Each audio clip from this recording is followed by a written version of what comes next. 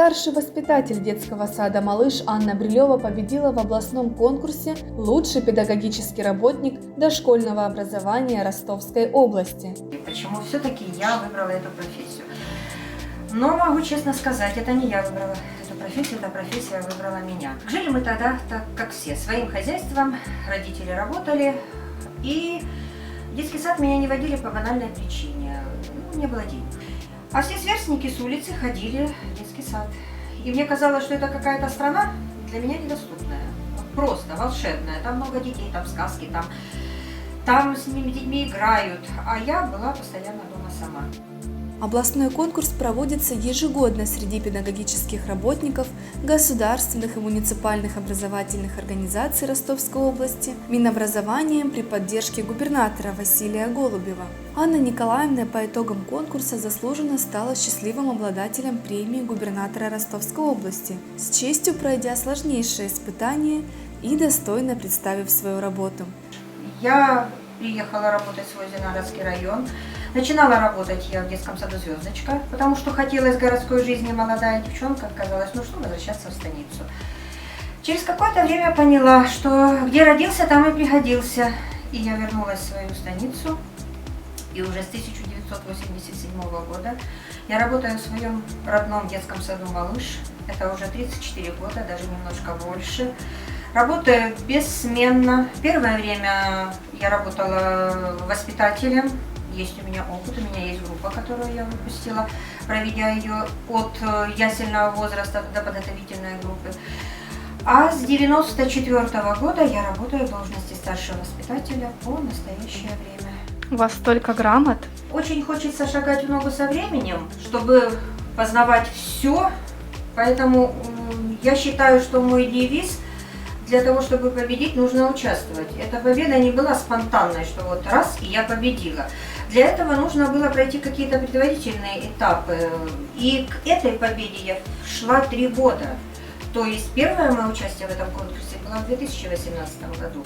Участие в конкурсе предусматривает анализ своей работы за предыдущие 3 года.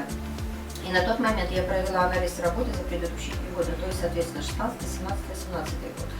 Но это был первый пробный, так сказать, шар, и он не попал в лодку, это естественно, потому что не все всегда получается. Потом у меня еще был опыт участия, и вот, наконец, с 3-й попытки у меня моя работа получила заслуженную оценку. Но и вот эти все грамоты и все эти благодарственные письма, это как бы тоже мои шаги вот именно к этому благополучному, такому достойному завершению. В данной своей работе я анализировала свою деятельность за предыдущие тоже 3 года. Представлен огромный материал, который действительно наработан, и в котором тоже, как основное, что было отмечено, это вот эта наша региональная программа, по которой мы организуем образовательный процесс в нашем дошкольном учреждении. Край родной Донской, станица моя казачья, Мичуринская. В аналитической справке о порядке проведения и итогах областного конкурса отмечено, что особого внимания, по мнению экспертов, в работе Анны Николаевны заслуживает представление системы работы по воспитанию патриотизма на основе ознакомления с историей и природой Донского края в связи с празднованием 76-летия победы в Великой Отечественной войне, а именно обеспечение в условиях этнокультурного пространства Донского региона и эффективности процесса обучения детей дошкольного возраста в дошкольном учреждении «Малыш» Зеленоградского района методическим сопровождением на основе программы духовно-нравственного и гражданско-патриотического воспитания «Край родной Донской, станица моя казачья Мичотинская» с использованием регионального компонента, реализацией проектов «Дедушкина медаль», «Поклонимся великим тем годам», «Салют Победа», разработанных старшим воспитателем Анной Брилевой.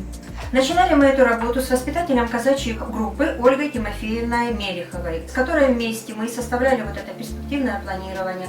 Мы вместе с родителями ее группы насыщали казачью среду нашего дошкольного учреждения. Была оформлена казачья горница, святой угол у них был оформлен в группе, пошиты первые казачьи костюмы. То есть это начальный этап нашей работы. В дальнейшем уже мы с администрацией нашего дошкольного учреждения, Рита Александровна Калиниченко, заведующий, воспитатель казачьей группы Светлана Юрьевна Звонарева, мы реализовывали вот эту программу, мы работали над ней, дополняли, расширяли планирование, создавали еще нашу вот эту всю развивающую среду. Надо участвовать, надо работать, нарабатывать материалы, это первое. И потом эти материалы нужно достойно представлять. И я думаю, что наше молодое поколение это может сделать.